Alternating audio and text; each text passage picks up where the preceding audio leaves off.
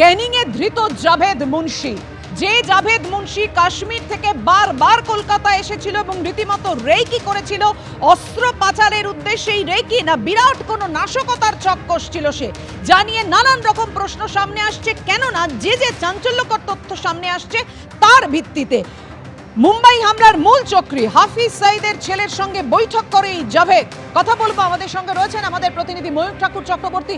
ময়ূক, এ তো চোখ কপালে ওঠার মতো, যে তথ্য সামনে আসছে তাহলে কি শুধুই অস্ত্র পাচারের ছক ছিল নাকি বড় কোনো নাশকতার ছক কষছিল এই জাভেদ?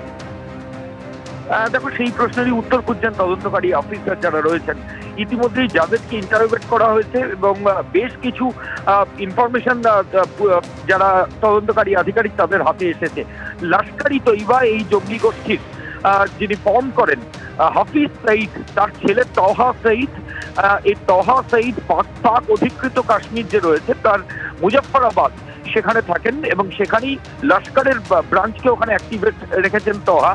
এই তহা সঈদের সঙ্গে কিন্তু এই জাভেদের মিটিং হয়েছে, এরকম তথ্য প্রমাণ যারা ইনভেস্টিগেশন করছেন তাদের হাতে এসেছে। গোয়েন্দারা আরো যেটা পাচ্ছেন, শুধু তহার সাথে ইন্টারাকশন নয়, পাকিস্তানের লাহোর থেকে 15 কিলোমিটার দূরে মুদ্রিক বলে একটা জায়গা রয়েছে যেখানে লস্কর-ই তৈবার হেডকোয়ার্টার, সেখানে পর্যন্ত গেছিলেন জাভেদ এবং 3 বার সেখানে গেছিলেন। এবার সেখানে ইম্প্রোভাইজড এক্সপ্লোসিভ ডিভাইসের ট্রেনিং নিতে গেছিলেন নাকি অন্য কোনো কাজে গেছিলেন, না প্রশিক্ষণের অন্য কোনো কাজ ছিল, সেগুলোই তদন্তকারী অফিসার যারা রয়েছেন তারা খুঁজছেন।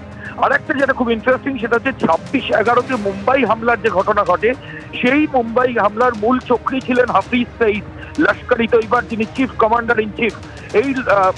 এই হাফিজ সঈদের যে মেন হাব লস্কর-ই তৈবার, সেখানে কিন্তু আজমল কাসাফ, যাকে 26/11 মুম্বাই ক্রাইম ব্রাঞ্চ অ্যারেস্ট করেছিল, সেই আজমল কাসাফেরও ট্রেনিং হয়েছিল।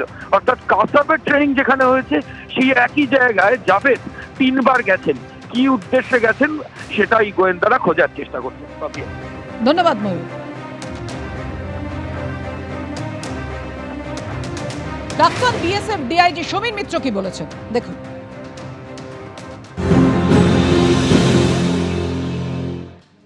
যা তথ্য উঠে আসছে আমাদের সামনে, এটাতে আমি ব্যক্তিগতভাবে মনে করি যে এখানে একটা বিরাট কিছু ওরা করার তৈরি ছিল। তাহলে হাফিজ সঈদের ছেলে তালহা শেখ নর্মালি এত ছোট লেভেলে যদি আমাদের এই যে মুন্সি নিশ্চয়ই এখানে এসে দেখাচ্ছে যে আমি আমার ফুপার বাড়িতে এসেছিলাম না কার বাড়িতে এসেছিলাম, বাট ইট অ্যাপিয়ার্স যে he has got a long rich.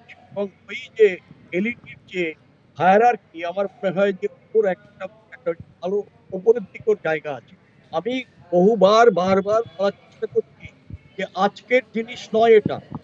এই এলিটি এবং এইএম এরা প্রত্যেকেই বাংলাদেশে এসেছে এবং তাদের সঙ্গে যারা এখানকার যাদের মনোভাবাপন্ন মৌলবাদী, তাদের সঙ্গে মিটিং হয়েছে।